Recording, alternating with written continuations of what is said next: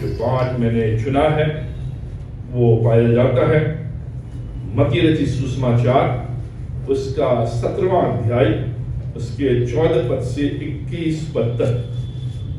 Gospel according to Saint Matthew, chapter 17, verses 14 to 21. अब हम Wednesday से 40 डेज की फास्टिंग प्रेयर आरंभ कर रहे हैं। इससे पहले कि हम नई सीरीज में जाएं, मैंने ये उचित समझा कि आज हम प्रभु के वचन से इस विषय पर देखें कि बाइबल फास्टिंग प्रेयर के बारे में क्या कहती है, क्यों ये अत्यंत महत्वपूर्ण है, क्यों ये आवश्यक है, क्यों हमें उपवास के साथ प्रार्थना करनी है, क्यों प्रभु इस पर जोर देता है। तो आज इस खंड के आधार पर मैं आपके सामने उपवास और प्रार्थना, फास्टिंग एंड प्रेयर, अगर आपने हमारी जो लिस्ट है उसको देखा होगा तो उसमें जो शीर्षक है, जिसमें हेडिंग है fasting prayer, 40 days fasting prayer, उपवास कालीन प्रार्थना। अब प्रभु अपने वचन के द्वारा हमें ये सिखाता है कि जो प्रभु के लोग हैं, जो उसके अनुयायी हैं, जो उससे प्रेम करते हैं, परमेश्वर उनसे चाहता है कि वो उपवास के साथ प्रार्थना में आए, या जब उपवास करें तो केवल मात्र उपवास नहीं, लेकिन उस उपवास में प्रार्थना हो, उस उपवास में परमेश्वर का वचन हो, उस उपवास में परमेश्वर की प्रेज हो, उसके गीत हो। केवल उपवास के आधार पर, केवल उपवास बिना प्रार्थना के, केवल उपवास बिना परमेश्वर के वचन के, केवल उपवास बिना प्रेज और वर्शिप के, ये केवल एक रूटीन डाइट, ये केवल एक डाइटिंग है। अगर हम उपवास करते हैं और उपवास में प्रार्थना नहीं है, उपवास में परमेश्वर का वचन नहीं है, उपवास में आराधना नहीं है, तो ये केवल डाइटिंग है, केवल हम डाइटिंग कर रहे हैं। और ऐसा बहुत से लोग करते हैं, प्रतिदिन करते हैं, डाइटिंग करते हैं और कहते हैं कि हमने ये खाना छोड़ दिया है, हमने इतने मील छोड़ दिए हैं, हमने ये भोजन छोड़ दिया है, और उन भोजन को छोड़कर वो अपने कार्य में लगे रहते हैं। ना प्रार्थना है, ना परमेश्वर का वचन है, ना आराधना है, ना संगति है। वो उपवास केवल डाइटिंग है, वो उपवास नहीं है, वो डाइटिंग है। और इसलिए परमेश्वर का वचन जब भी उपवास के बारे में बोलता है, उपवास हमेशा प्रार्थना से जुड़ी हुई है। फास्टिंग प्रेयर, जो उपवास है, हमेशा वर्शिप से जुड़ी हुई है। जो उपवास है वो हमेशा परमेश्वर के वचन से जुड़ी हुई है। और हम लोग कई बार उपवास तो करते हैं, एक दिन करते हैं, 2 दिन करते हैं, 3 दिन करते हैं, लेकिन उस उपवास में, उस फास्टिंग में प्रेयर इन्वॉल्व नहीं है। उस फास्टिंग में परमेश्वर के वचन को पढ़ना और मनन करना इन्वॉल्व नहीं है। उस फास्टिंग और उपवास में वर्शिप करना इन्वॉल्व नहीं है। इसलिए उपवास से कुछ फर्क नहीं पड़ता, वो केवल एक डाइटिंग है। आपने वेट लूज कर लिया, 2 kg, 3 kg, लेकिन जो परमेश्वर का वचन है, और यही मैं आपके सामने इसको रखना चाहता हूं कि इन दिनों में जब आप फास्टिंग करते हैं और उस फास्टिंग में आपकी प्रार्थना इन्वॉल्व नहीं है, उस फास्टिंग में परमेश्वर का वचन पढ़ना इन्वॉल्व नहीं है, उस फास्टिंग में परमेश्वर के वचन पर मनन करना इन्वॉल्व नहीं है, उस फास्टिंग में आराधना, स्तुति, गीतों का गाना इन्वॉल्व नहीं है, तो केवल डाइटिंग हो, उससे कुछ फर्क नहीं पड़ेगा, उससे कुछ हासिल नहीं। और यहां पर परमेश्वर से ये कह रहा है, उपवास के साथ प्रार्थना, ये जो झांकी है, ये जो कठिनाई है, ये जो पहाड़ है, ये जो प्रार्थना है, जो मेरी मांग है, ये जो मेरी डिमांड है, जो चुनौतियां हैं, जो परेशानियां हैं, परमेश्वर कह रहा है प्रार्थना उपवास के साथ, उपवास प्रार्थना के साथ तभी जाएगी। केवल प्रार्थना ही नहीं, केवल उपवास ही नहीं, लेकिन दोनों चीजें। इसलिए जो परमेश्वर का वचन है वो बताता है, जो उपवास है ये रिचुअल नहीं है कि 40 डेज आए, हमने उपवास किया, अभी उसी धर्म में वेंसडे आया, हमने उपवास किया, फिर उसी डब्बे में। फ्राइडे आया, हमने उपवास किया, फिर उसी डब्बे में। ये उपवास रिचुअल नहीं है, क्योंकि जो उपवास है वो इसलिए कि परमेश्वर का हस्तक्षेप आपके जीवन में हो, इसलिए उपवास। इसलिए उपवास कि परमेश्वर का इंटरवेंशन आपके जीवन में हो, परमेश्वर का हस्तक्षेप मेरे जीवन में हो, परमेश्वर का कार्य। इन दिनों जब मैं उपवास करता हूं प्रार्थना के साथ, उसका हस्तक्षेप मैं चाहता हूं, उसका इंटरवेंशन में चाहता हूं, उसकी आशीष में चाहता हूं, उसकी भलाई में चाहता हूं, उसका मार्गदर्शन में चाहता हूं, उसकी समीपता में आना चाहता हूं। यह उपवास, ये स्पिरिचुअल है, नॉट अ रिलीजियस रिचुअल्स। ये बाइबल अन्य उपवास से भिन्न है, इसलिए बाइबल हमेशा प्रार्थना को उपवास के साथ जोड़ती है। इसलिए बाइबल में उपवास के बारे में प्रभु यीशु मसीह और परमेश्वर का वचन बपतिस्मा से अधिक जोड़ देता है, प्रभु बोध से अधिक जोड़ देता है, पश्चाताप से अधिक जोड़ देता है। जो बाइबल है, इस बाइबल में बपतिस्मा के विषय में कम, उपवास के विषय में ज्यादा। बाइबल में प्रभु भोज के विषय में कम, उपवास के विषय में ज्यादा। बाइबल में पश्चाताप के विषय में कम, उपवास के विषय में जानना। इसलिए जो उपवास है वह है अब्स्टेनिंग फ्रॉम फूड। हम भोजन से कुछ समय के लिए दूरी बनाते हैं, हम भोजन को कुछ समय के लिए त्यागते हैं, हम खाने पीने की वस्तुओं को कुछ घंटों के लिए त्यागते हैं। Abstaining from food। क्यों abstaining from food? क्योंकि जो भोजन है, ये भोजन मेरे जो डिजायर है, जो मेरी इच्छा है, जो मेरे जीवन की जो इच्छा, जो डिजायर है, ये जो भोजन है ये उसका बेसिक है। जो फूड है, मेरे जीवन की जो डिजायर है, मेरे जीवन की जो मांग है, ये मेरे जीवन का मूल है, बेसिक है। ये बराबर मेरे शरीर में भोजन की मांग करता है। अच्छा भोजन, बड़ा भोजन, फरक फरक का भोजन।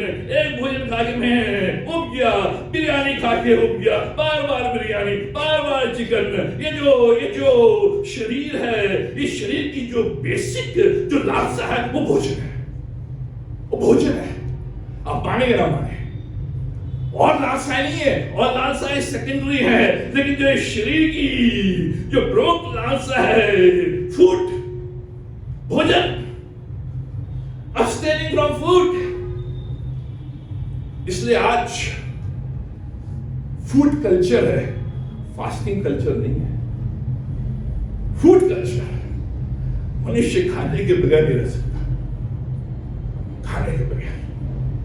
आज देखिए, जहां भी आप जाइए, जो सी स्कीम है खाली पड़ा था पहले, सी स्कीम भर गया है।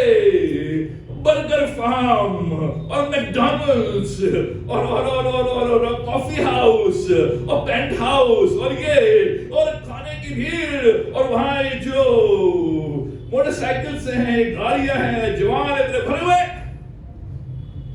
फूड कल्चर, जगह जगह फूड, रेस्टोरेंट्स। आप जाइए मॉल में, फूड कोर्ट, तरह तरह के भोजन, और मनुष्य लगा हुआ उसी में खाने में, क्योंकि ये लालसा है। आप हाईवे में जाइए, हर 5 मिनट में हाईवे किंग और ये किंग और वो किंग और भरमार, ढाबा वो ढाबा। जयपुर में रेस्टोरेंट्स, बराबर लोग खाने के लिए अच्छा खाना। स्विंटन, सबसे बढ़िया खाना आज जो रेस्टोरेंट मिलता है जयपुर में, स्विंटन है। मैं स्विंटन प्रमोट नहीं कर रहा हूं, लेकिन वास्तविकता है सबसे बढ़िया खाना जयपुर में। इसलिए वीकेंड्स में नियाज बताते हैं 1500 लोग, 2000 लोग, 3000 लोग। फूड कल्चर, और इस फूड कल्चर में फास्टिंग मायने नहीं रखता सर। मैं कैसे बिना हड्डी खाए रह सकता हूँ, मैं कैसे एक दिन बिना खाने के रह सकता हूँ, मैं कैसे एक दिन बिना खाए और भी जा सकता हूँ। अरे आज तो मेरी वाइफ कलेजी बना रही है, कैसे मैं रह सकता हूँ। बहुत अच्छा, बहुत अच्छा। लेकिन परमेश्वर कह रहा है उपवास का मतलब है कि इस डिजायर पर, इस डिजायर पर, इस इच्छा पर अगर मैंने अपना कंट्रोल कर लिया है, कंट्रोल बना लिया है, तो सारी इच्छाएं मेरे कंट्रोल में रहेंगी, सारी इच्छाएं। फिर लस्ट भी मेरे कंट्रोल में रहेगा, एंगर भी मेरे कंट्रोल में रहेगा, लालच भी मेरे कंट्रोल में रहेगा। सबसे बड़ा कंट्रोल जो मनुष्य को करना है वो भोजन के ऊपर, खाने के ऊपर। और मनुष्य अगर भोजन के ऊपर, खाने के ऊपर कंट्रोल नहीं कर पाता है, तो इसलिए जो उसके अन्य जो डिजायर्स हैं उनकी ओर खींचा चला जाता है। ये परमेश्वर का वचन, ये जरूरी है इसको समझना, जरूरी है। बहुत से लोग नहीं कर पाते, सर सब कुछ मैं करके खाना नहीं। मैंने रेस्टोरेंट में जाना छोड़ दिया, नहीं जाता, स्विंटन में नहीं जाता।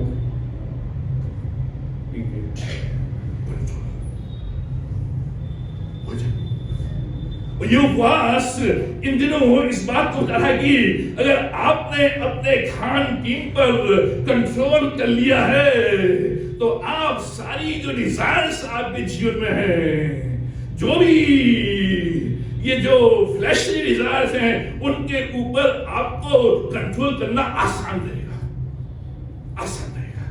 इसलिए परमेश्वर यहां पर उपवास की बात है। एस्तर ने 3 दिन का उपवास रखा, दानियल ने 7 दिन का रखा, मूसा ने, एलिया ने, यीशु ने सबसे अधिक 40 दिन का उपवास। जरूरी है कि हम इतना रखें जितना भी हम रखें। इसलिए प्रभु यीशु मसीह से जब चेलों ने, जब शास्त्री ने पूछा, मरकुस का 2 अध्याय 18 से 20 पद में, फरीसियों ने, शास्त्री ने यीशु मसीह से पूछा कि यूहन्ना के चेले उपवास करते हैं, शास्त्री उपवास करते हैं, अन्य लोग उपवास करते हैं, तेरे चेले उपवास क्यों नहीं करते? अब ध्यान सुने क्या प्रभु यीशु मसीह ने जवाब दिया। उसने जवाब दिया, वे दिन आएंगे, आज वो उपवास नहीं कर रहे हैं, लेकिन वो दिन आएंगे जब दुल्हा उनके बीच में से चला जाएगा, जब यीशु उनके बीच में से उठा लिया जाएगा, उस समय वे उपवास करेंगे। अभी तो नहीं कर रहे हैं क्योंकि अभी वो फिजिकली उनके बीच में प्रेजेंट है, लेकिन वो दिन आएंगे जब ये दुल्हा है, जो यीशु मसीह है, उनके बीच में से उठा लिया जाएगा, उस दिन वे उपवास करेंगे। अभी नहीं। यीशु मसीह कह रहा है, मेरे जाने के बाद मेरे चेले उपवास करेंगे, मेरे अनुयायी उपवास करेंगे, मेरे लोग फास्टिंग करेंगे। अभी तो नहीं, उस समय। आज यीशु मसीह हमारे बीच में नहीं है फिजिकली, यीशु मसीह कह रहा है उस समय करेंगे। On that day they will fast. It is expected. ये हमसे आशा की गई है, ये चॉइस नहीं है, ये एक डिलाइट है परमेश्वर की ओर से कि उसके लोग उपवास करें। इसलिए मत्ती 6 अध्याय उसके 16 पद में बाहरी उपदेश में यीशु मसीह कहते हैं, जब तो उपवास करो, जब तुम उपवास करो, when you fast। अब ध्यान सुने, यीशु मसीह यहां पर when कह रहे हैं, if नहीं कह रहे हैं। when you fast, यीशु मसीह ये नहीं कह रहे if you fast, यीशु मसीह कह रहे हैं जब तू उपवास करे। यीशु मसीह नहीं कह रहे हैं अगर तू उपवास करे। क्या मतलब इसका? जो शब्द when, जब, इसका मतलब है एक्सपेक्टेड। जो शब्द है इफ या अगर, उसका मतलब है चॉइस। अगर प्रभु कहता अगर तुम उपवास करो, प्रभु चॉइस तेरा, करो या ना करो। लेकिन प्रभु कह रहा जब तुम, it is expected of you, ये तुमसे मांग की जाती है, तुमसे आशा की जाती है कि जब तुम उपवास करो। इस आधार पर प्रभु यीशु मसीह ये खंड जो हमने पढ़ा, इसमें चेलों को समझाता है और हमें भी समझाता है। पावर ऑफ फास्टिंग प्रेयर क्या है, इस फास्टिंग प्रेयर में सामर्थ क्यों जरूरी है, क्यों इसकी सामर्थ है। बड़े संक्षिप्त में इस खंड के आधार पर कुछ बातें आपके सामने।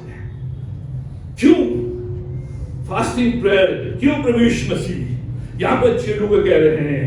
एक मिर्गी वाला व्यक्ति जो जवान है वो चेलों के पास आता है और चेले उसके लिए प्रार्थना करते हैं,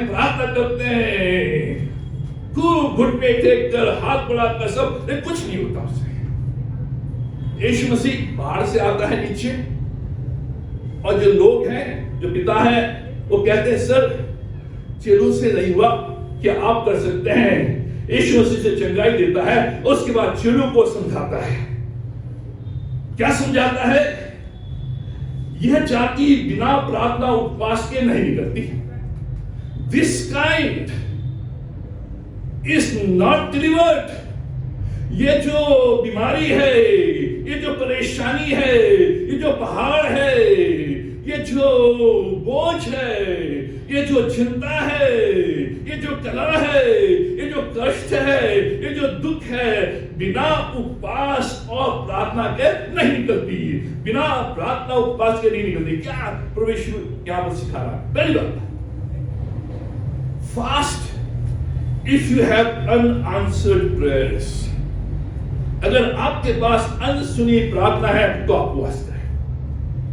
अगर आपके पास unanswered prayers है तो आप उपवास करें। Fast if you have unanswered prayers। अगर आपकी प्रार्थना अभी तक सुनी नहीं गई है और आप प्रार्थना कर रहे हैं लेकिन वो प्रार्थना अभी तक सुनी नहीं गई है, प्रभु कह रहा फास्ट, उपवास करो।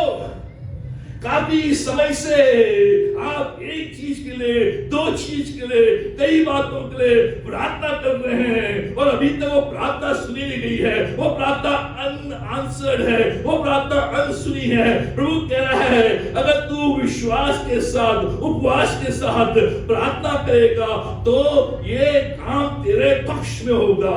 उत्तर अभी तक नहीं मिला है, उत्तर तुझे मिलेगा। ये जब होगा जब तू प्रार्थना और उपवास के साथ, जो तेरा उपवास है प्रार्थना के साथ रहेगा। इसलिए प्रभु यीशु ने कहा ये जाति, दिस काइंड, दिस प्रॉब्लम बिना प्रार्थना उपवास के नहीं जाएगी। कोई भी आज आपकी समस्या है, कोई भी आज आपकी चीज है, कोई भी ऐसी चीज है जो सालों लग गए हैं, अनसुनी है, वो जाएगी। लेकिन कैसे जाएगी? जब आप उपवास करेंगे, उस उपवास में प्रार्थना रहेगी, उस उपवास में परमेश्वर का वचन रहेगा, उस उपवास में आराधना रहेगी, तब जाएगी। चेलों को प्रार्थना को उत्तर नहीं मिला, खूब प्रार्थना कर रहे हैं, कोई उत्तर नहीं मिला। हमारी प्रार्थना कई बार अनसुनी रहती है, इसलिए प्रभु कह रहा है उपवास करो। क्यों अनसुनी रहती है? कुछ कारण है जो यहां पर बताए गए हैं। पाप एक कारण है। sin is a reason। पहला शमूएल उसके 28 अध्याय के 6 पद में जब शाऊल ने यहोवा से पूछा, लिखा है जब शाऊल यहोवा के पास गया और यहोवा से पूछा कि क्या मैं इनके ऊपर चढ़ाई करूं, क्या मैं छावनी की तरफ जाऊं, लिखा है कि परमेश्वर ने उसकी प्रार्थना को नहीं सुना। परमेश्वर ने उसके और अपने कानों को नहीं लगाया। जब उसने देखा कि परमेश्वर उसकी प्रार्थना को नहीं सुन रहा है तो वो ओझों के पास गया, तांत्रिक विद्या वालों के पास गया, वो मैजिशियंस के पास गया, वो अन्य देवी देवताओं के पास गया। क्यों परमेश्वर नहीं सुन रहा था उसकी प्रार्थना? क्योंकि इसके जीवन में पाप था। और परमेश्वर कहता है जब मैं उपवास के साथ प्रार्थना में आता हूं तो परमेश्वर जो मेरे जीवन में गंदगी है, जो मेरे जीवन में पाप है, जो मेरे जीवन में अपराध है, उसको उजागर करता है, उससे साफ करता है, उससे मुक्त करता है, उससे पवित्र करता है, और इसलिए फिर मेरी प्रार्थना सुनी जाती है। कई बार ये पाप है जो मेरी प्रार्थना को अनसुनी कर, आप कर रहे हैं प्रार्थना, लेकिन कोई पाप आ गया है, और उस पाप का समाधान कैसे होगा? जब आप उपवास के साथ प्रार्थना करेंगे, वचन पढ़ने के द्वारा, तो परमेश्वर उसको उजागर करेगा, न केवल उजागर करेगा लेकिन परमेश्वर उसको दूर करेगा, साफ करेगा, और आप परमेश्वर के समक्ष और प्रार्थना का उत्तर। क्या कारण? ये अनसुनी प्रार्थना, प्रेइंग अगेंस्ट गॉड्स विल, परमेश्वर की इच्छा के विरुद्ध प्रार्थना करना। हम अधिकतर परमेश्वर की इच्छा के विरुद्ध प्रार्थना करते हैं। हम जानते हैं कि परमेश्वर की इच्छा तो नहीं है, फिर भी हम प्रार्थना कर रहे हैं। दूसरा कोरिन्थियों का 12:7-10 में पौलुस कह रहा है, ये जो शैतान है ये बार बार मुझे गिराता है, ये मुझे लपके मारता है, ये मुझे कांटे चुभा रहा है, ये मुझे भोग रहा है, परमेश्वर में तंग आ गया हूं, मैं परेशान आ गया हूं। उसने 3 बार प्रार्थना की। परमेश्वर ने कहा मेरा अनुग्रह तेरे लिए काफी है, ये मेरी इच्छा के अनुसार जो तू मांग रहा है ये कांटा रहेगा, मेरी इच्छा के अनुसार नहीं है। पौलुस परमेश्वर की इच्छा के विरुद्ध प्रार्थना कर रहा है, प्रभु ये कांटे को हटा दे, ये जो शैतान बार बार मुझे मुक्के मार रहा है इसको हटा दे। परमेश्वर की इच्छा वही थी कि वो कांटा उसके साथ रहे, इसलिए वो कांटा नहीं हटाया गया, क्योंकि परमेश्वर की इच्छा के विरुद्ध परमेश्वर का मेरा अनुग्रह तेरे लिए काफी है।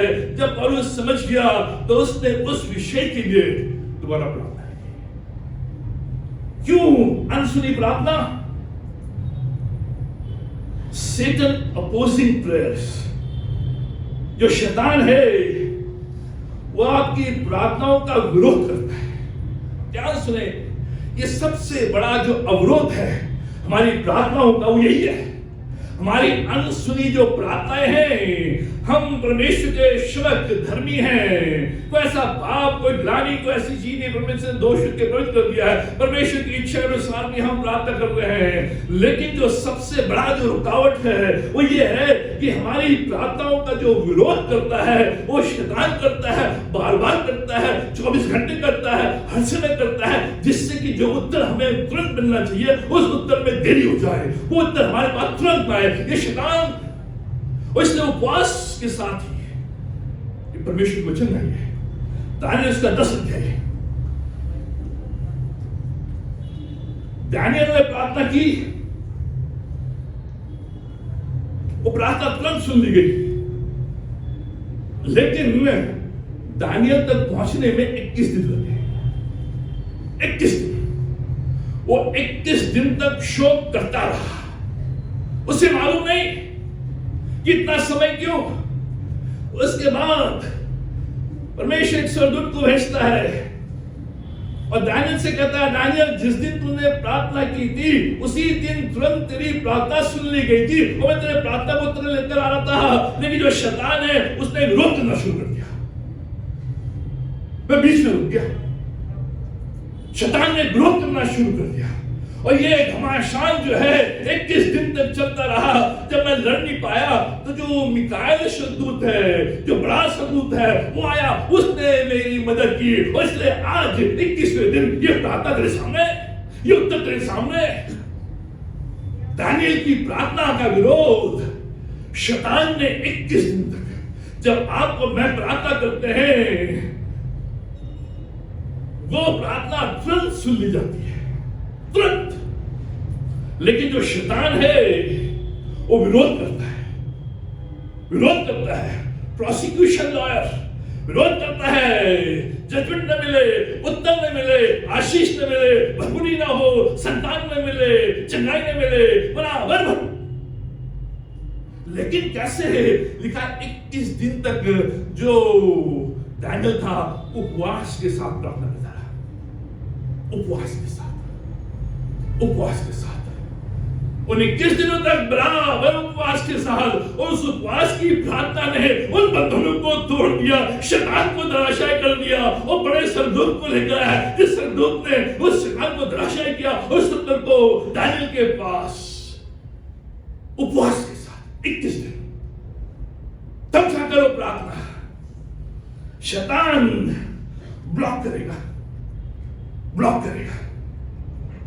लेकिन उस ब्लॉक को अनब्लॉक कैसे करेंगे?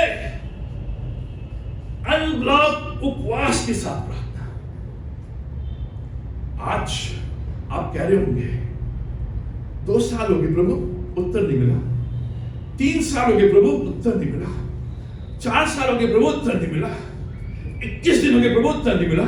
उत्तर तो आ गया, लेकिन ब्लॉक हो गया से ब्लॉक। और ब्लॉक तब तक रहेगा जब तक उपवास के साथ मैं प्रार्थना नहीं करूंगा। अगर ये दानियल 21 दिन तक बराबर उपवास के साथ प्रार्थना नहीं करता तो उत्तर वही का वही रह जाता। और हमारी जो प्रार्थनाएं अनसुनी हैं, जिन्हें हम कहते हैं अनआंसर्ड प्रेयर्स, अनसुनी प्रार्थना, सुन रही हो, उत्तर भी आ गया है लेकिन रुक गई बीच में, क्योंकि हमने फूड कल्चर में अपना समय दे दिया है। फूड कल्चर जयपुर में कल्चर है, यहां केवल जयपुर में जब भी पास्टर्स फेलोशिप, पास्टर्स की मीटिंग या कोई भी आदमी मीटिंग करेंगे, जब तक लंच नहीं होगा पास्टर्स नहीं आते। जब तक लंच नहीं होगा पास्टर इसे करता है, लंच विल बी सर्व्ड। जब भी इनविटेशन होगा उसमें लिखा है pastors meeting, pastors conference 10 to 1 o'clock, thereafter lunch will be served। लेकिन जहां लंच नहीं, डिनर नहीं, कल भी कोई फंक्शन था, कहीं नीचे लिखा था डिनर विल बी सर्व्ड। यह है वास्तविकता। ये फूड कल्चर, इसने जो शैतान ने ब्लॉक कर दिया है उसको हम अनब्लॉक नहीं कर पा रहे हैं। हमारा ध्यान पूरा खाने में, अच्छा है खाना, अच्छा है, लेकिन ये जो फूड है ये कंट्रोल ना करे आपको, इसके ऊपर कंट्रोल। और दानियल ने कहा मैं शाकाहारी खाऊंगा, मैं किस दिन तक केवल एक टाइम खाऊंगा, सिर्फ चंद्र में ही खाऊंगा, घर में ही खाऊंगा, जो भी सूखा मिलेगा उसी में खाऊंगा, और मैं उपवास के साथ प्रार्थना में करूंगा ताकि मेरा उत्तर जो रास्ते में रुक गया है वो अनब्लॉक हो सके, मेरे पास पहुंच सके। तो आज आपकी बहुत सी प्रार्थनाएं शैतान ने ब्लॉक कर दी, उत्तर मिल गया है, उत्तर आ गया है, ये ब्लॉक हो गई। ब्लॉक इसलिए शैतान कैसे आप उन अनब्लॉक आशीषों को प्राप्त करें, कैसे जो ब्लॉक है उसको आप अनब्लॉक करेंगे? उपवास के साथ। ये जाति, परमेश्वर कह रहा है दिस काइंड, ये जाति, ये शैतान का विरोध प्रार्थना और उपवास के बिना नहीं निकलती। ये जो जाति शब्द है, ये जो काइंड शब्द है, ये प्लूरल में है। कोई भी चीज यहां पर था दुष्ट आत्मा, कोई भी चीज जिसको आज आप फेस कर रहे हैं इतने सालों से, आगे उत्तर लेकिन आप तक नहीं पहुंचा है। आप तक कैसे पहुंचेगा? 40 दिनों में परमेश्वर केवल उपवास ही नहीं, हम खुश हो जाते हैं, ये मैंने 1 दिन उपवास किया, 2 दिन उपवास किया, मैं खुश। लेकिन क्या उस उपवास में आपने सुबह प्रार्थना में समय व्यतीत किया? उस उपवास में क्या आपने दिन में प्रार्थना में समय व्यतीत किया? उस उपवास में क्या आपने शाम को प्रार्थना में समय व्यतीत किया? क्या आपने उस उपवास में जहां सभाएं होनी है उसमें जाकर संगति की, वचन गाए, वचन सुना, वचन पढ़ा? अगर नहीं, ब्लॉक रहेंगे, ब्लॉक। ये समझना है। इसलिए जो क्रिश्चियन फास्टिंग है वो अन्य फास्टिंग से भिन्न है। ये रिचुअल नहीं है, ये हमेशा is always combined with fasting, is combined with prayer, reading of the word of God, worship and praise. केवल फास्टिंग प्रेयर के द्वारा प्रभु ने दे दिया, कर दिया, लेकिन ब्लॉक है, अनब्लॉक करें उसे। दिस कान ये जाति, आप प्रार्थना कर रहे हैं कुछ बातों के लिए, उन बातों का उत्तर आ गया है लेकिन ब्लॉक हुई है। आप प्रार्थना कर रहे हैं कुछ आवश्यकताओं के लिए, उनका उत्तर आ गया लेकिन ब्लॉक हुई है। आप प्रार्थना कर रहे हैं कुछ समस्याओं के लिए, उनका उत्तर आ गया लेकिन वो ब्लॉक हुई है। आप अच्छी जॉब के लिए प्रार्थना कर रहे हैं, वो उत्तर आ गया लेकिन वो ब्लॉक हुई है। आप प्रार्थना कर रहे हैं शादी के लिए, अच्छे लाइफ पार्टनर के लिए, वो उत्तर आ गया लेकिन ब्लॉक हुई है।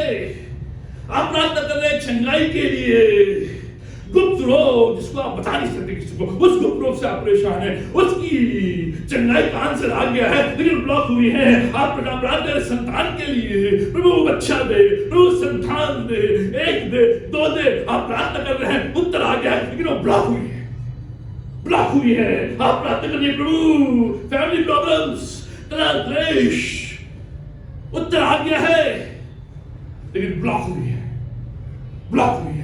इन 40 दिनों में उनको अनब्लॉक करना है। अनब्लॉक, अनब्लॉक कैसे? केवल उपवास के लिए, उपवास के साथ, उपवास के साथ बाइबल, उपवास के साथ वर्शिप।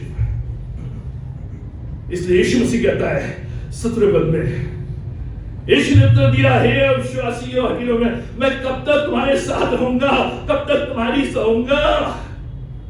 प्रभु यीशु ने कहा कब तक मैं तुम्हारे साथ? अब जब तक मैं था मैंने कर लिया है, लेकिन अब तुम अकेले हो, उपवास के द्वारा ही कब तक तुम्हारे साथ। चेलों ने पहले भी किया था, पहले भी उन्होंने हीलिंग की थी, कुछ आत्माएं निकाली थी, आवश्यकताओं की पूर्ति की थी। और यीशु से कह रहे प्रभु हमने तो सब ठीक किया, हमने प्रार्थना जैसे तुमने सिखाई थी वैसे हमने की, हमने हाथ करके भी प्रार्थना की, गिरते भी प्रार्थना की, घुटनों के बल भी प्रार्थना की। लेकिन प्रभु यीशु मसीह कह रहा है कितने दिन हो गए उपवास नहीं किया, कितना समय हो गया है, अभी भी वो रोटी और मच्छी उसी में तुम्हारा ध्यान है, रोटी और मच्छी में तुम्हारा ध्यान है। उपवास, उपवास का मतलब नहीं कि आप भूखे रहे, उपवास का मतलब है अपने खान पीन पर नियंत्रण, कंट्रोल, नियंत्रण, कंट्रोल। जो खाना वही खाऊंगा, कंट्रोल। इसे भविष्य में कह रहा है उपवास के साथ। दूसरी बात, fast when your circumstances change। जब आपकी परिस्थितियां बदलती हैं तो उपवास करें। जब भी आपकी परिस्थितियां बदल रही हैं, चाहे वो अच्छे के लिए बदल रही हैं, चाहे वो बुरे के लिए बदल रही हैं, उपवास करें, उपवास के साथ प्रार्थना। इसलिए यीशु मसीह कह रहा है मैं कब तक तुम्हारे बीच में रहूंगा। इसलिए प्रभु यीशु मसीह ने कहा वे दिन आने वाले हैं जब परिस्थितियां बदलेंगी, मैं इनके साथ नहीं रहूंगा, दूल्हा उठा लिया जाएगा, तब ये उपवास करेंगे, परिस्थितियां बदलेंगी। यीशु कह रहा आज तो मैं तुम्हारे साथ हूं। कोई भी चीज है, चाहे तो उपवास करो ना करो, प्रार्थना करो ना करो, मैं संभाल लूंगा, मैं निपट लूंगा, मैं पूरा कर लूंगा। लेकिन परिस्थितियां बदलने वाली है। कैसे परिस्थितियां बदलने वाली है? मैं फिजिकली तुम्हारे बीच में नहीं रहूंगा, परिस्थितियां बदलने वाली है। Fast when your circumstances change। जब भी परिस्थितियां बदल रही है। प्रभु पहाड़ में था, उसके चेले अकेले थे नीचे। इन परिस्थितियों में बदलाव आने वाला है। बदलाव, जो परिस्थितियां बदलती है प्रार्थना बदल जाती है, एकाएक बदल जाती है। परिस्थितियां नॉक नॉक करके नहीं आती। 2011 जुलाई 3 अपने ऑफिस में बैठा हुआ था, काम कर रहा था। पुलिस की गाड़ी आई, बाहर खड़ी की, सफा चल रहा है, मैं अपनी गाड़ी में उनको ले गया, अपनी गाड़ी में थाने। हाजिर वाजिब का फोन आया मेरे पास, आप थाने क्यों गए? उन्हें तो आपको अरेस्ट कर लिया है। बदल गई परिस्थिति, बदल गई। मैं पिंकी को मालूम, मैं बच्चों को मालूम।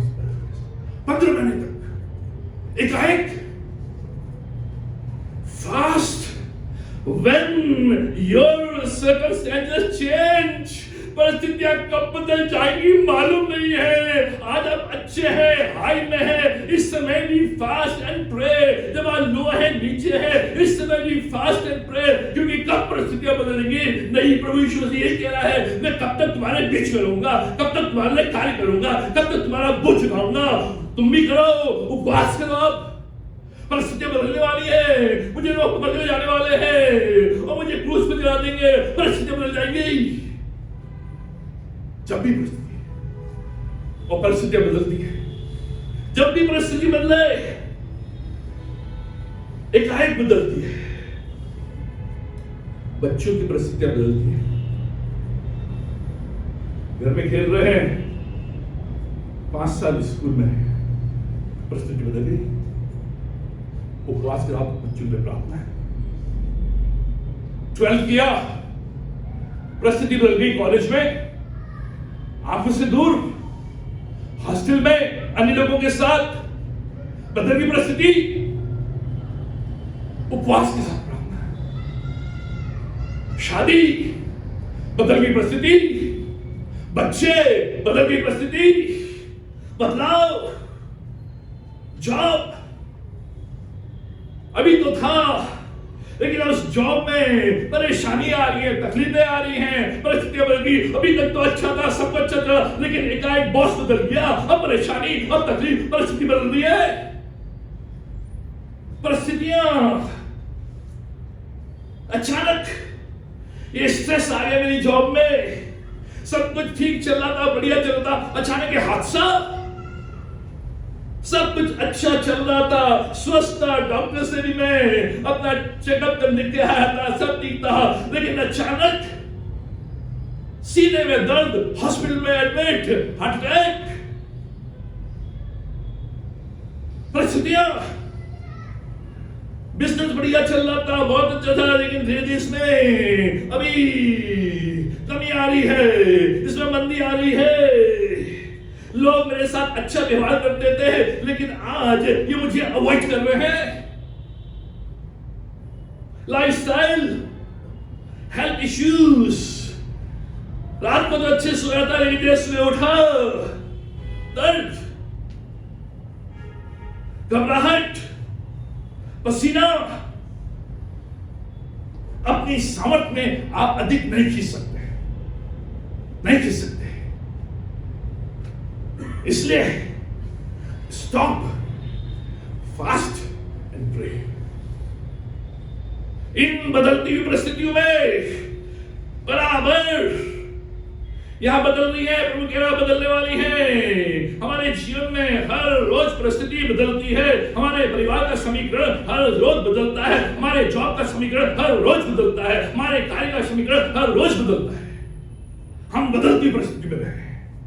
इन बदलती परिस्थितियों में उपवास के साथ प्रार्थना, उपवास के साथ प्रार्थना।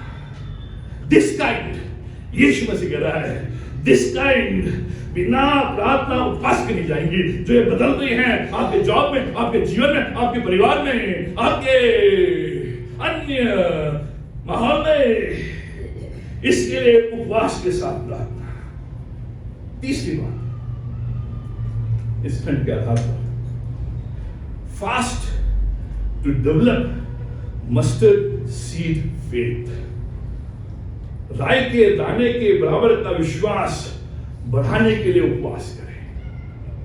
फास्ट, क्यों फास्ट, क्यों उपवास?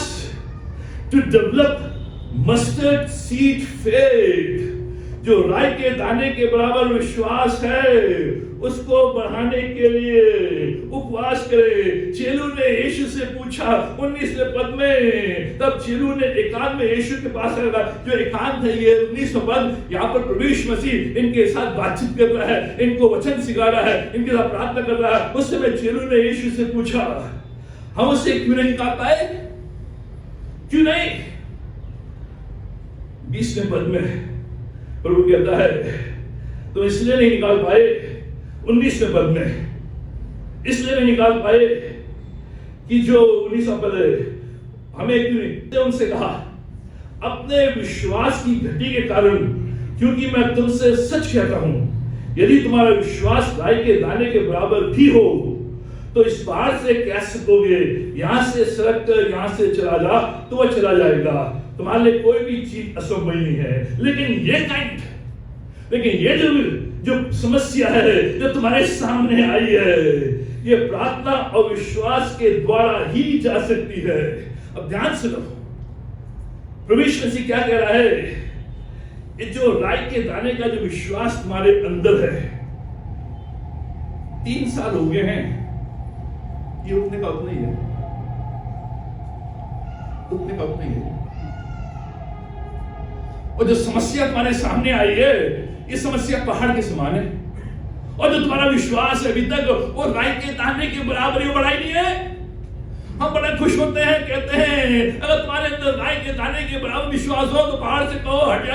हाँ, लेकिन इससे भी बड़ी समस्याएं जब आएंगी, इससे भी बड़े चुनौतियां जो तुम्हारे जीवन में आएंगी, इससे भी बड़े ताकतें तुम्हारे सामने आएंगी, इससे बड़ी चिंताएं तुम्हारे सामने आएंगी, इससे बड़े बोझ तुम्हारे सामने आएंगे, ये राई के दाने बराबर वाला विश्वास काम नहीं करेगा। आज हमें है तो विश्वास, लेकिन उतना ही है जितना पहले दिन था, राई के दाने के बराबर वाला विश्वास। दिस काइंड, इस प्रकार की समस्या, इस प्रकार की चुनौती, इस प्रकार की आवश्यकता नहीं आनी चाहिए। तो कैसे इस राई के दाने के बराबर के विश्वास को बढ़ाना है? उपवास के साथ, प्रार्थना उपवास। जब तुम उपवास करोगे प्रार्थना के साथ, ये राई के दाने का जो विश्वास तुम्हारे जीवन में है, जो अभी तक तुम्हारे जीवन में कार्य कर रहा था, इससे जहां जहां तुम जा रहे थे वहां लोग चंगे भी हो रहे थे, वहां चंगाई भी पा रहे थे, लोग को खाना भी मिल रहा था, लोग की समस्या के समाधान हो रहा था। तुमने सोचा ये विश्वास ही काफी है, बस ठीक है। लेकिन यहाँ एक बड़ी चुनौती तुम्हारे सामने आई है, एक बड़ी आवश्यकता तुम्हारे सामने आई है, एक बड़ी समस्या तुम्हारे सामने आई है, और तुम सोच रहे हो उसी के द्वारा हो जाएगा। नहीं, इसको बढ़ाओ। हमारे जीवन में बहुत सी प्रार्थनाएं आज तक नहीं सुनी गई हैं, जिनके लिए हम प्रार्थना कर रहे हैं, क्योंकि वो बड़ी हैं और हमारा विश्वास अभी भी राई के दाने के बराबर है। बढ़ा नहीं इससे, इसलिए हम कह रहे हैं प्रार्थना नहीं सुन रही, प्रभु कह रहे बढ़ाओ। ये प्रभु का वचन है, जो है उससे संतुष्ट है। प्रभु कह रहे हैं डेवलप इट। अभी तक तुम कर पाए थे, लेकिन अब बड़ी चुनौतियां तुम्हारे सामने।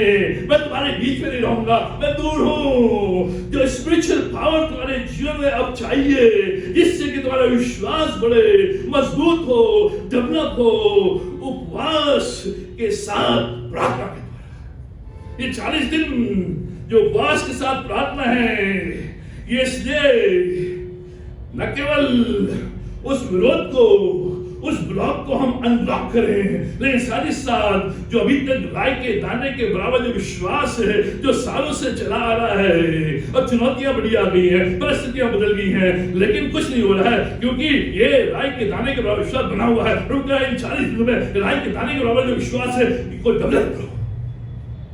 जब तुम इन दिनों में उपवास के साथ प्रार्थना, वचन और संगति और प्रेस, इसको बढ़ाओ।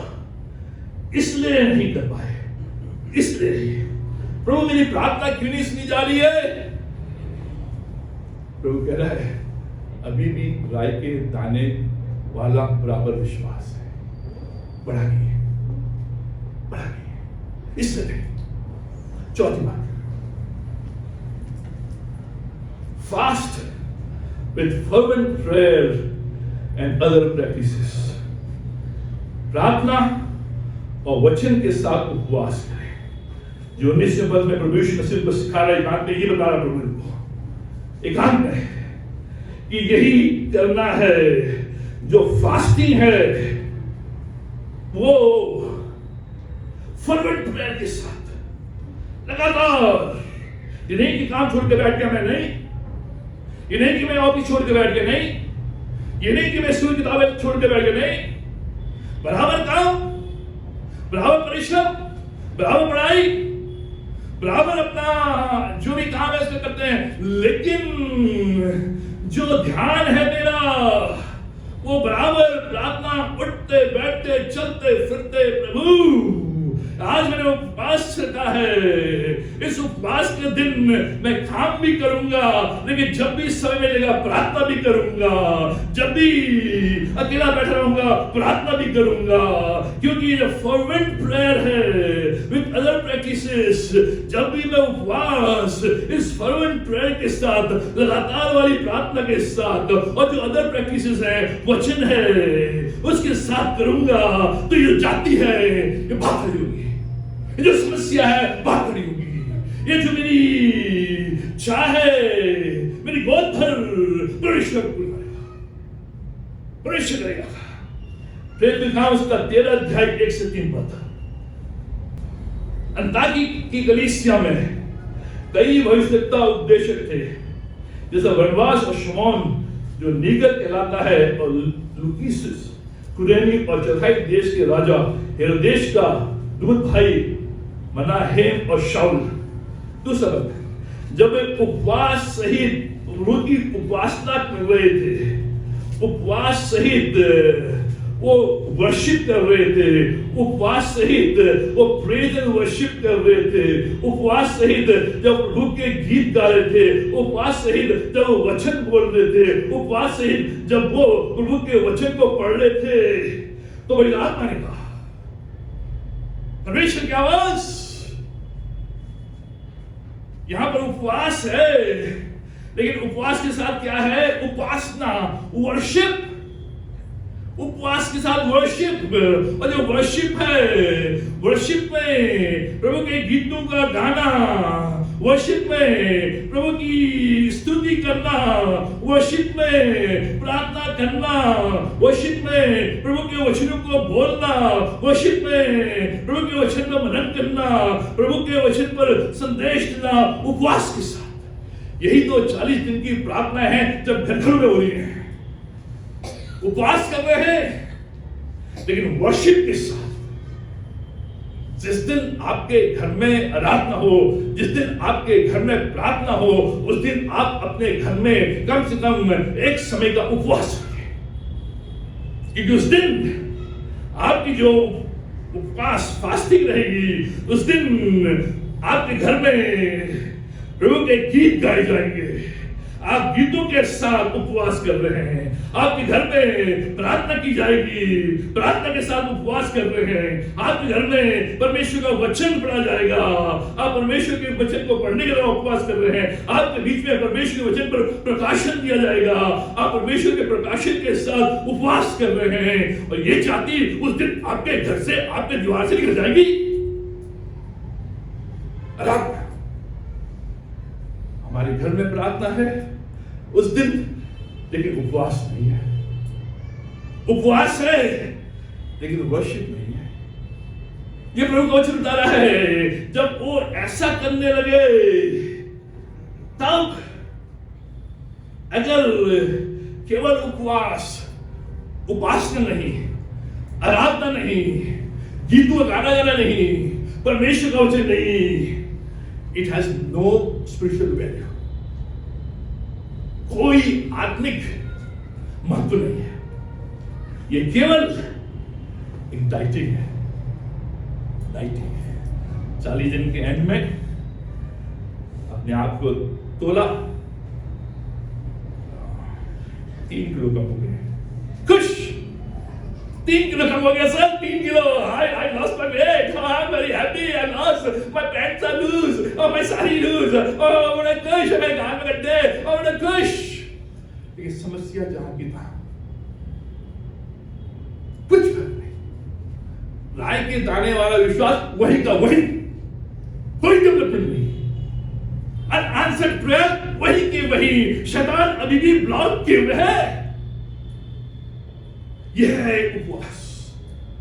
यह उपवास शाम को जाओ अपने घर में अकेले परिवार के साथ इन 40 दिनों में कोशिश करें। भले पति पत्नी,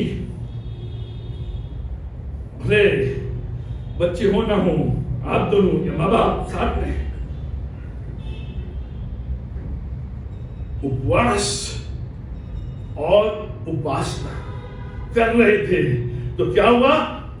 कोई आत्मा ने कहा, मेरे लिए बरनबास और शाऊल को उस काम के लिए अलग करो। शुद्ध पवित्रता, ये जो पाप मेरे जीवन में बना हुआ था, ये पाप अलग, सेपरेशन, पवित्रीकरण अलग करो, अपने आप अलग। ये जो अभी तक ये भोजन के प्रति ये जो लगाओ, ये टेस्ट और ये सूंघना और ये अलग अलग करो,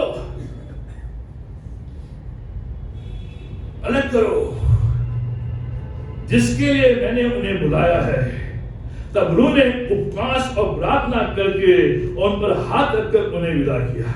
यहां पर आया है, उपवास भी आया है, उपासना भी आई है और प्रार्थना भी आई है। तीनों चीजें। यह उपवास, वर्शिप, प्रेसिंग इन सॉन्ग्स, बाइबल रीडिंग, डिक्शनरी, व्यवस्था का पुस्तक।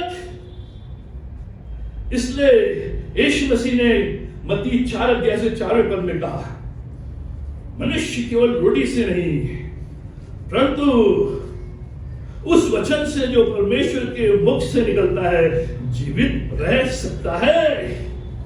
क्या मतलब है? सिंपली स्टार्विंग नहीं। प्रभु कह रहा है केवल रोटी से ही जीवित नहीं। जब आपने अपने भोजन को अलग किया है उपवास के दौरान, तो परमेश्वर के कह रहा है जो वचन परमेश्वर के मुंह से निकलता है उस वचन को आप लोगे। जो आराधना परमेश्वर के द्वारा होती है तुम्हारे लिए और तुम्हारे लिए परमेश्वर द्वारा, उसके द्वारा जो वचन पढ़ा जाता है, जो मुंह से परमेश्वर निकलता है, जो जीवित वचन है जो तुम्हारे पास है, जो तुम पढ़ रहे हो, उसके द्वारा तुम जीवित, उसके द्वारा जीवित। केवल स्टार्विंग के लिए उपवास नहीं, केवल भूखे रहने के लिए नहीं। परमेश्वर का वचन, क्योंकि यह वचन है, जब तुम वचन के साथ, प्रार्थना के साथ जब तुम उपवास करोगे, इट किल्स इविल डिजायर्स।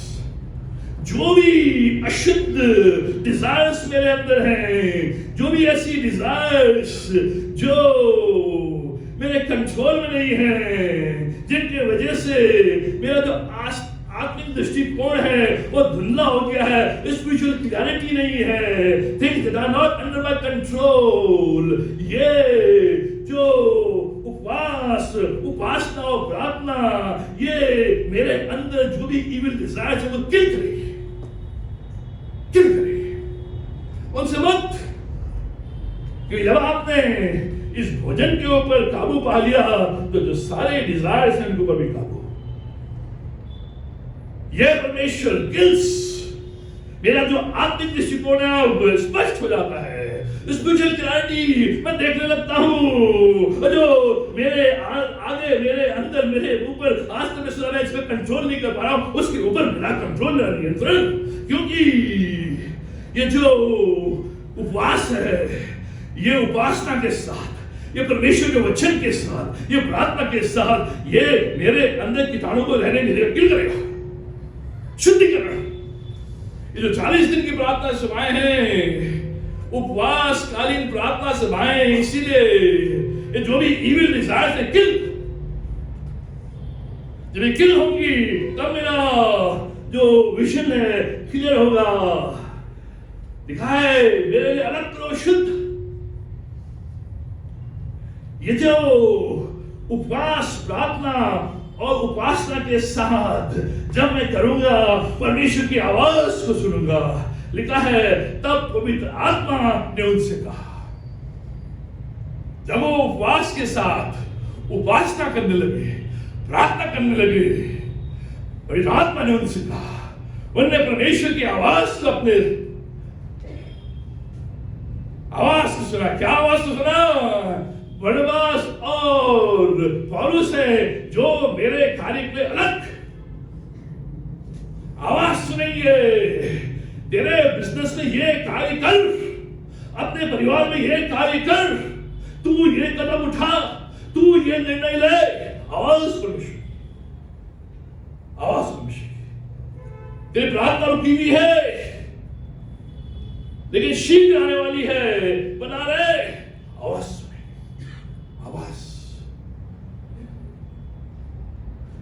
जब उपवास के साथ उपासना और प्रार्थना जो परमेश्वर ने हमारे लिए रखा है, उसके लिए वो हमें तैयार कर रहा है, उसको पाने के लिए।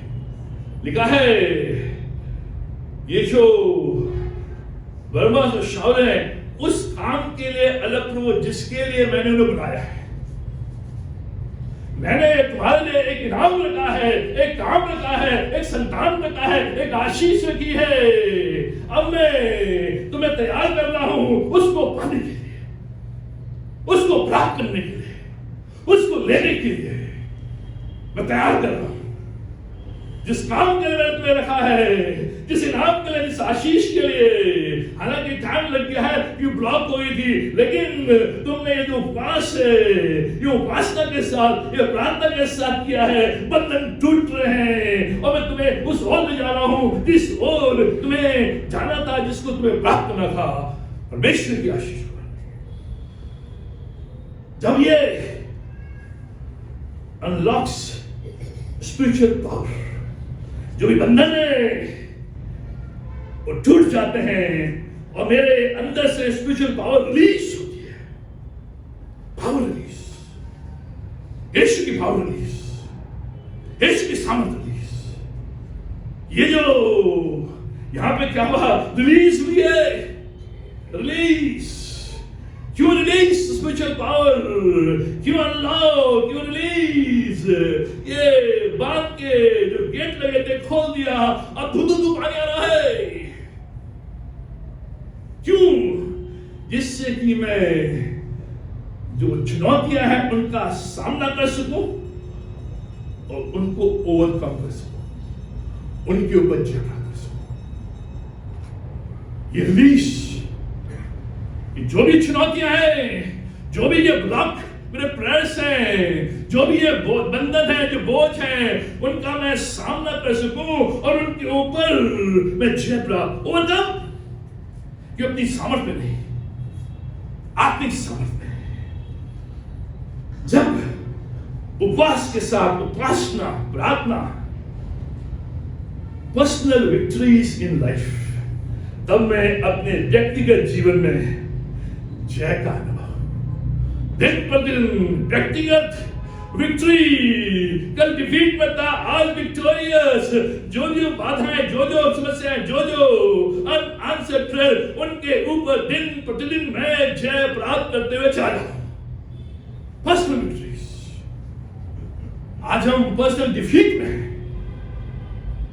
इसलिए कहते हैं मैं स्ट्रेस में हूं, दबाव में हूं, चिंता में हूं, बोझ में हूं।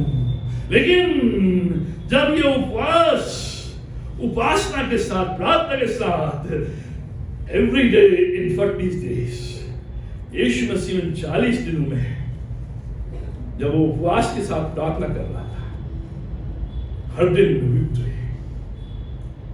क्योंकि जो आने वाली जो समस्याएं थी, जो क्रूस था, जो लोगों का आरोप था, जो लोगों की झूठ थी, जो लोगों की मुंह से उसके लिए बदनामी बुरे शब्द कर लेते, उनका सामना और उनके ऊपर जय होगा। इसलिए उन 40 दिनों के बाद वो जंगल से जब निकला, लोगों ने कहा ये तो राजा है, उसे कुछ फर्क नहीं पड़ा। लोगों ने कहा ये तो बढ़ई का बेटा है, उसे कुछ फर्क नहीं पड़ा। लोगों ने कहा ये तो हेरोदेश से भी ऊंचा है। लोगों ने कहा ये तो बिना बाप का बेटा है, कुछ फर्क नहीं। चाहे मुझे गाली दो, चाहे मुझे प्रेज करो, पर्सनल विक्ट्री माय लाइफ, केवल वो सुनकर प्रसन्न नहीं रहा कि ये मेरा प्रिय पुत्र है। जब उसने बपतिस्मा लिया, बपतिस्मा लेने के बाद ऊपर आया, आकाश से भविष्यवाणी हुई, ये मेरा अति प्रिय पुत्र है जिससे मैं अति प्रसन्न हूं। वो सुनकर खुश नहीं रहा, वो राय दिलाने के बाद विश्वास था।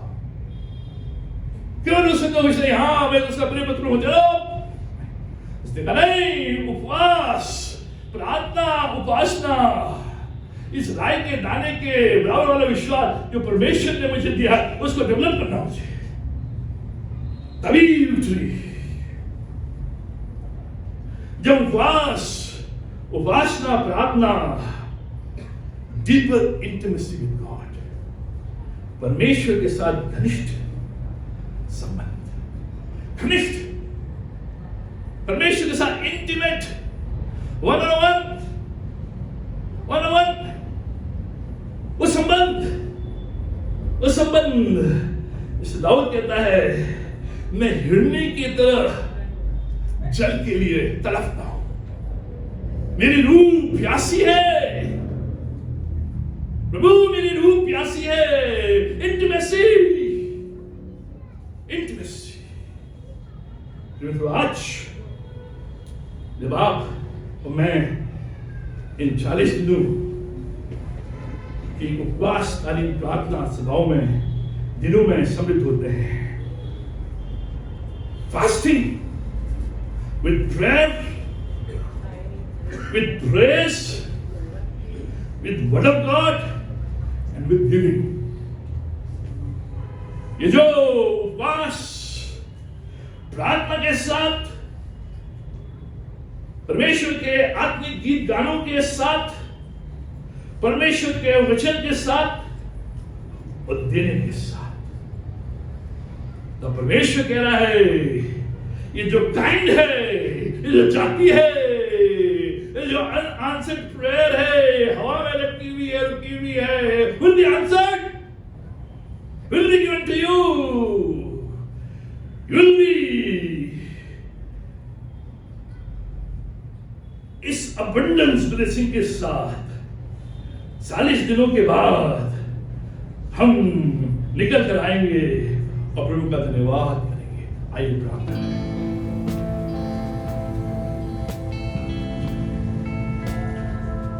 हमारे महान जीव शक्तिमान परमेश्वर का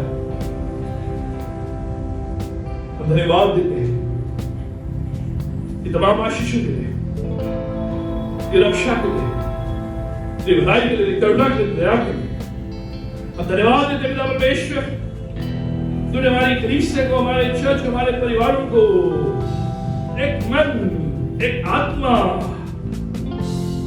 करके रखा, देख रेख की, भलाई की, करुणा की। अपना परमेश्वर ये सौभाग्य तुम्हें दे रहा है कि 40 दिनों में हम उपवास के साथ, प्रार्थना में, वचन पढ़ने में, आराधना करने में और देने में अपना समय व्यतीत करें, जिससे कि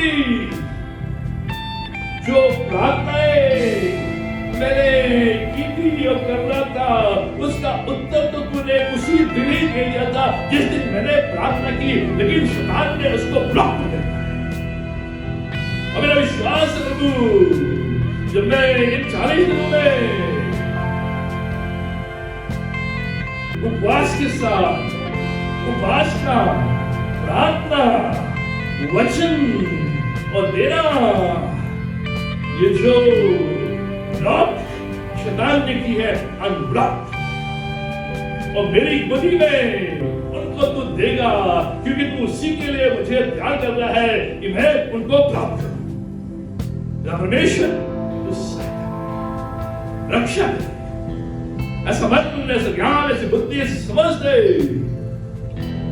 कि जो भी हम चाहे पार्शियल रखें, चाहे फुल रखें, चाहे एक दिन का, एक घंटे का, 2 दिन का, पिता परमेश्वर प्रार्थना के साथ डाइटिंग के लिए नहीं, उससे तो हमारा वेट भी कम करेगा, लेकिन उससे बढ़कर हमारी रुकी हुई प्रार्थनाओं को तुम्हारी झोली में डालेगा। परमेश्वर तुम्हारी सहायता, यहां से विदा होते हैं, तेरी आत्मा बराबर हमें छुए, बराबर हमें घायल करे, बराबर हमें हील करे, बराबर हमें उठाए, बराबर हमें आगे बढ़ाए, बराबर हमें हर्ष रखे, बराबर हमें आशीषित रखे और मुंह मांगा परमेश्वर होते हैं, ये आशीष हमारे, ये सब कुछ अपने उद्धारकर्ता प्रभु यीशु मसीह नाम पर मांगते हैं। और प्रभु यीशु मसीह का अनुग्रह, पिता परमेश्वर का प्रेम और पिता आत्मा की स्नेह हम सबों के साथ आज और हमेशा तक